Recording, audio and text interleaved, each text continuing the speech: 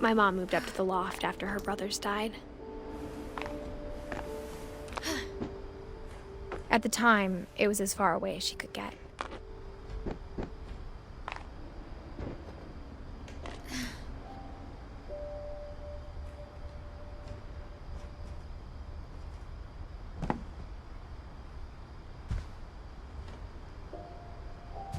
Religion was another thing my mom never talked about, but I think it helped her a lot after her dad died.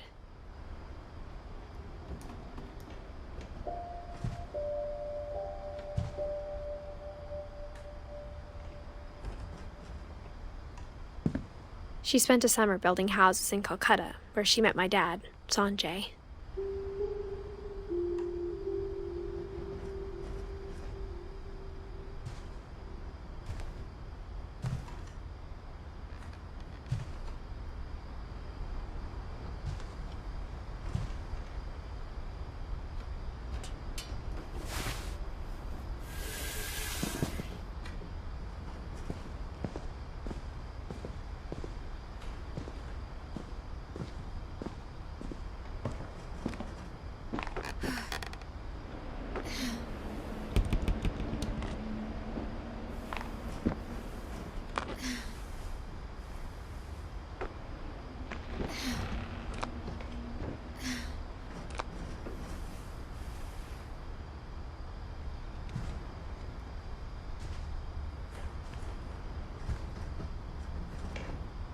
My mom moved to India a week after graduation and got a job teaching English.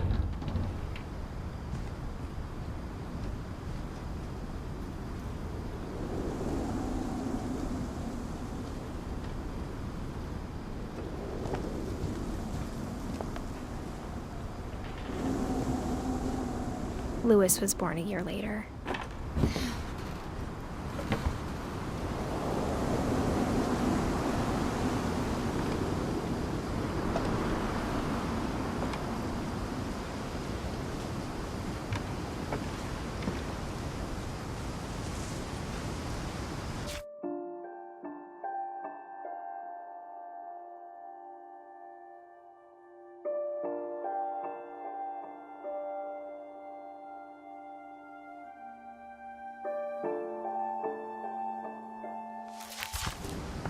When my dad died, I don't think Mom knew where else to go.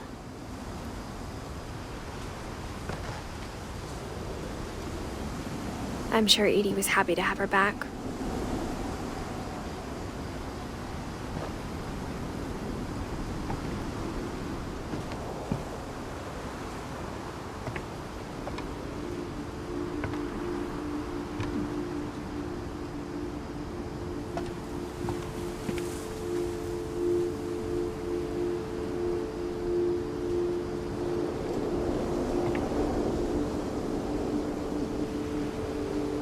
And to see kids in the house again.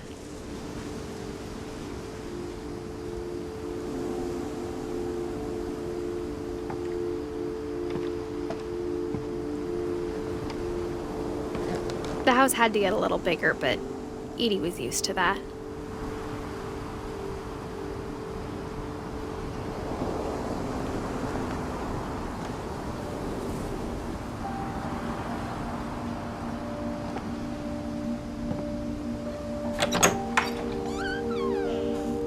And for a while, things were good, almost normal.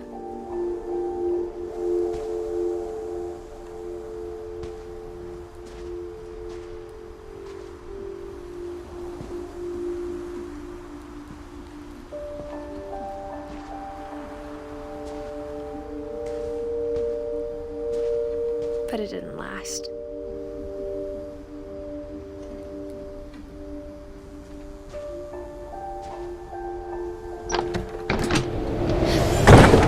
The beginning of the end was Milton's 10th birthday, when Edie gave him a castle.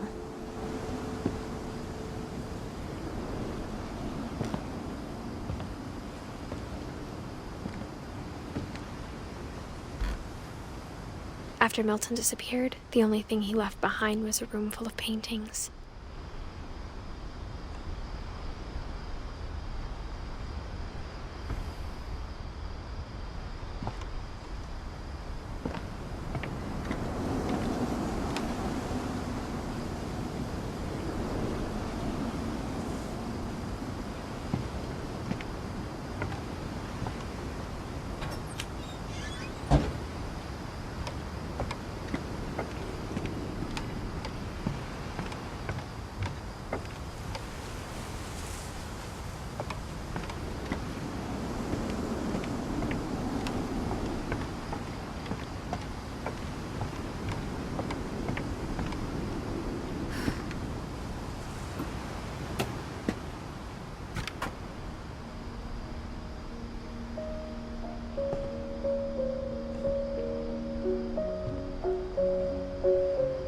I think Edie was happy to finally have another painter in the family.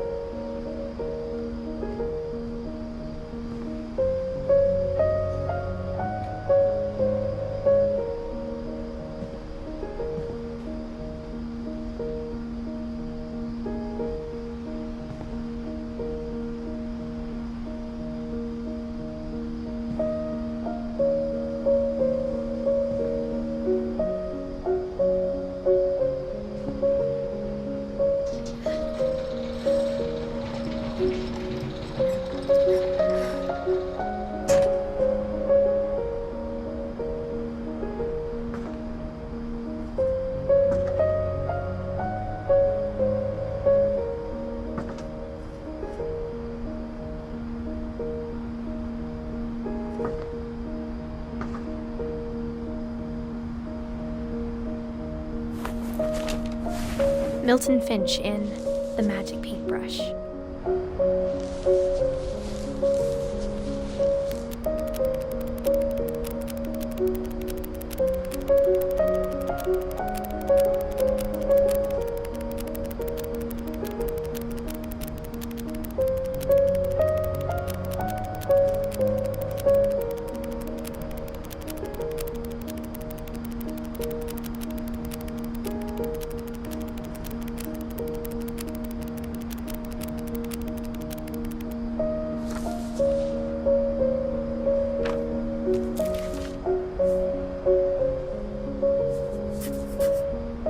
I was 4 when Milton disappeared.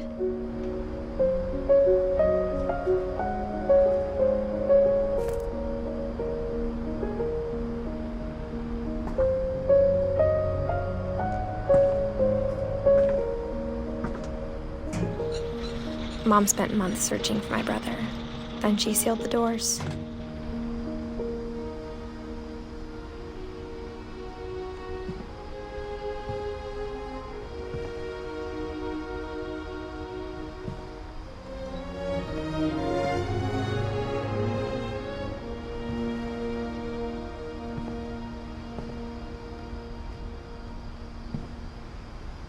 Whatever Milton had found in the house, Mom didn't want it getting out.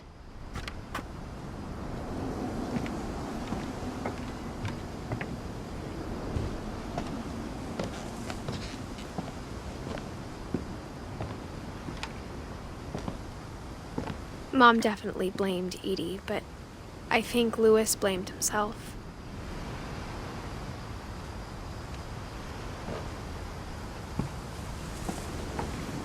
After he graduated, he just spent more and more time in his room, until Mom got him a job at the cannery.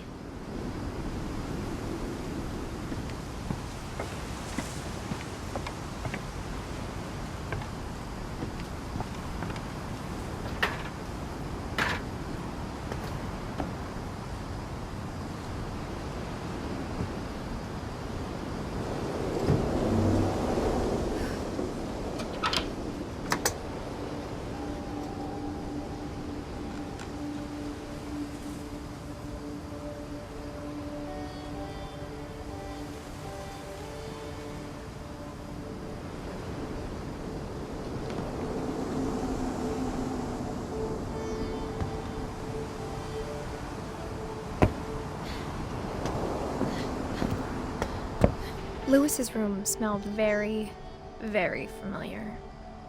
That part of him lived on.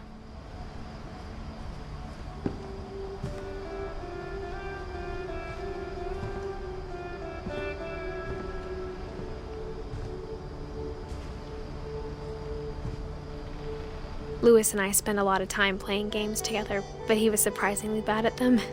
He died a lot.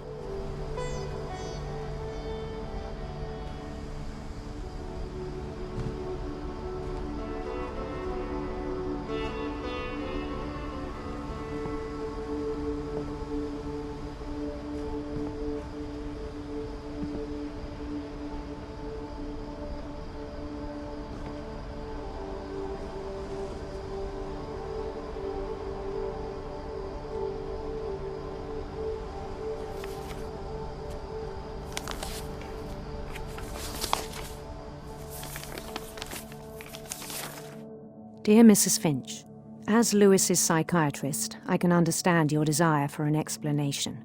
As I see it, the trouble began in January, shortly after we convinced your son to seek treatment for substance abuse. Newly sober, I believe Lewis first noticed the monotony of his daily life.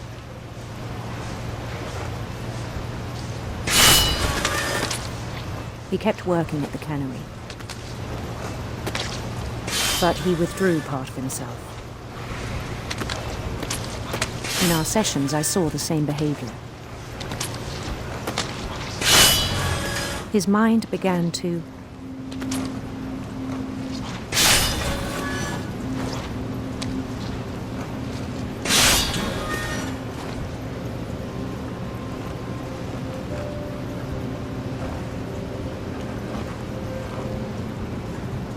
wander.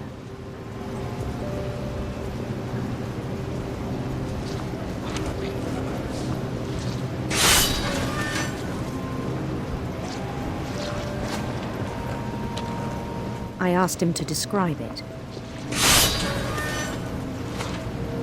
He said he started small, imagining a labyrinth. He'd feel his way about. Then something moved. Bats and toads.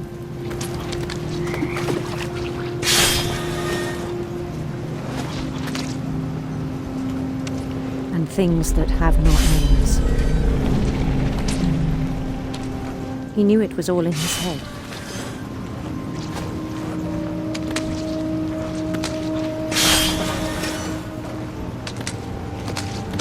He took it very seriously. I had hoped he'd find himself.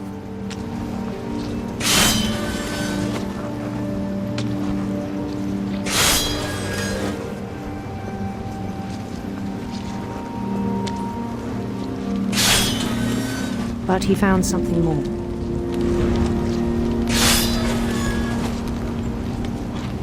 I worried about him then, daydreaming at the cannery.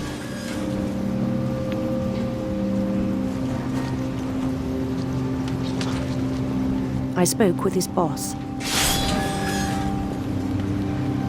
But he said Lewis had become a model employee.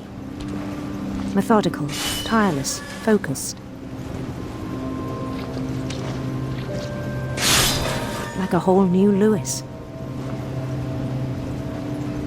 So I let him go on.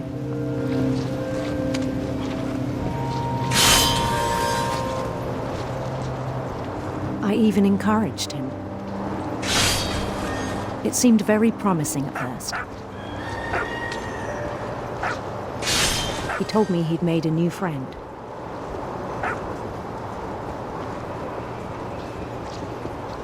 On the edge of a city he named Lewis Hope.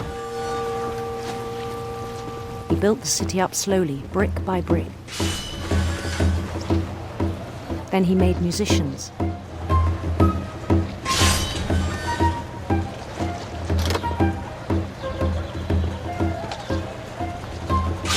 And songs for them to play.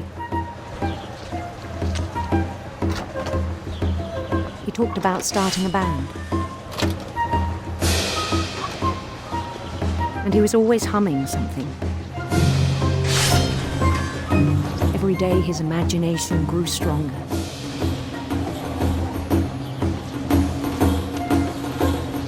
He no longer spoke at the cannery. But his chopping was as reliable as ever. Then one day it struck him that all the cheering crowds, even the stones under his feet, were all in his imagination, so he could do whatever he wished.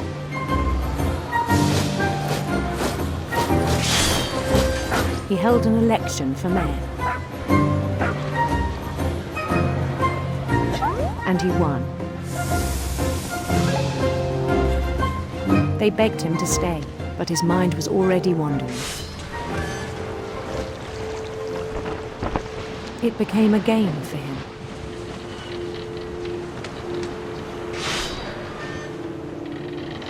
He'd conquer a city, then immediately push on.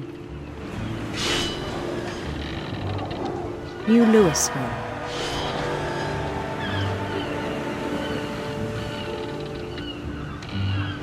St. Louis.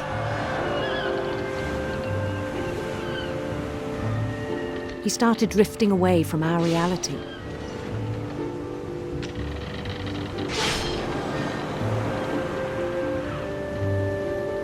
Minneapolis.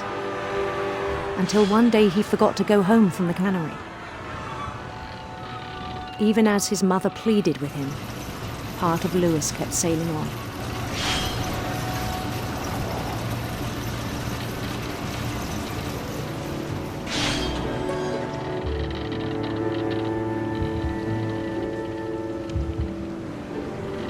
In Louisburg, he heard rumors of a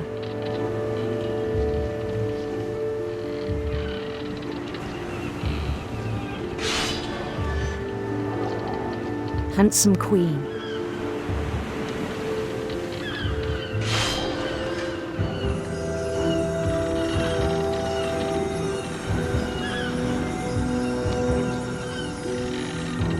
The queen was on her own quest for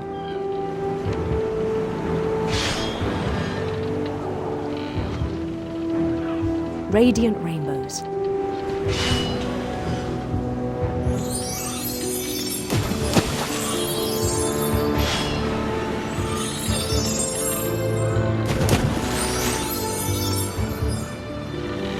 He followed the sound of her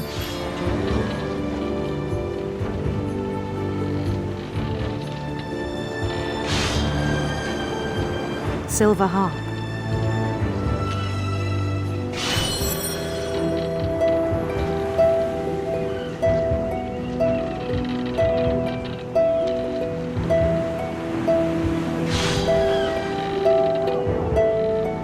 His chase led him to a golden palace east of the sun and west of the moon.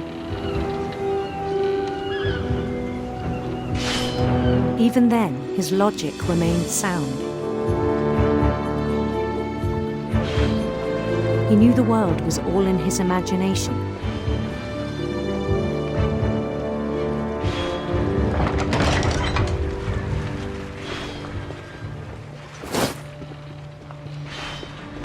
But he was so proud of having created it. In his own eyes, he'd become something greater than a king.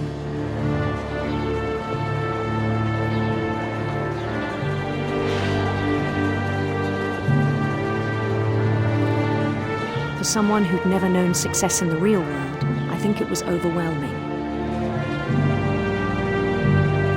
And then it struck him that the real Louis was not the one chopping salmon, but the one climbing the steps of a golden palace.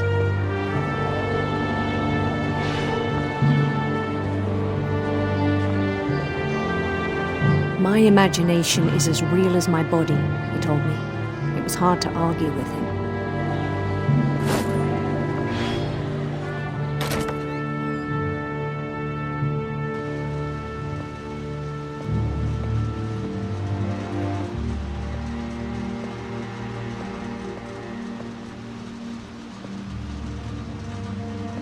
We began to forget the world we know.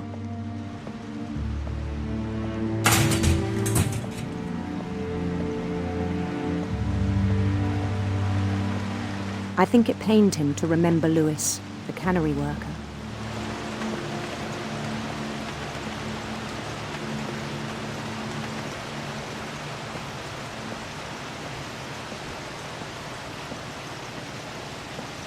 He began to despise the man with a royal contempt.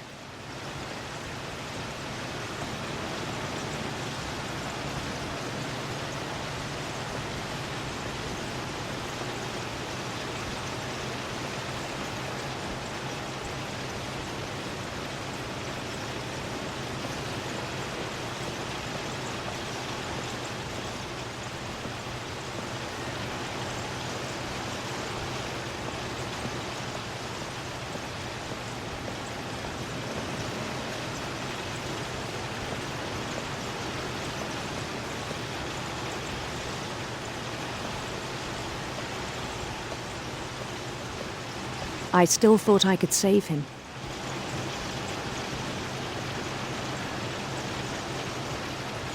Even after he said he was being crowned king over all the lands of wonder.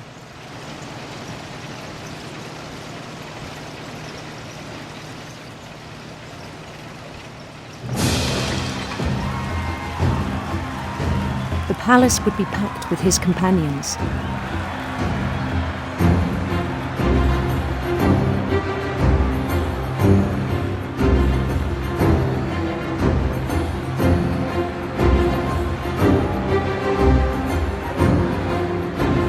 Including the wise Calico who'd insisted on advising him.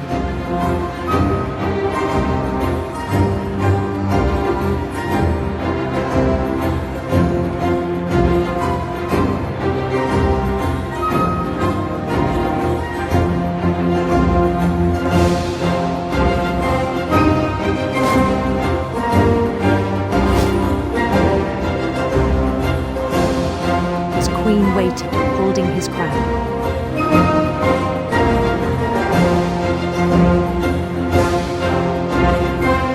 There was only one thing left to do.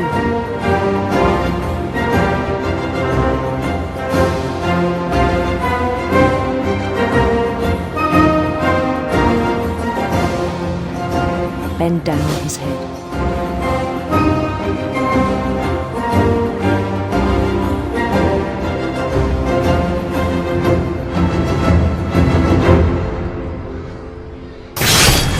And the rest I think you know. Mrs. Finch, your son was a kind man who will be missed by all of us who knew him.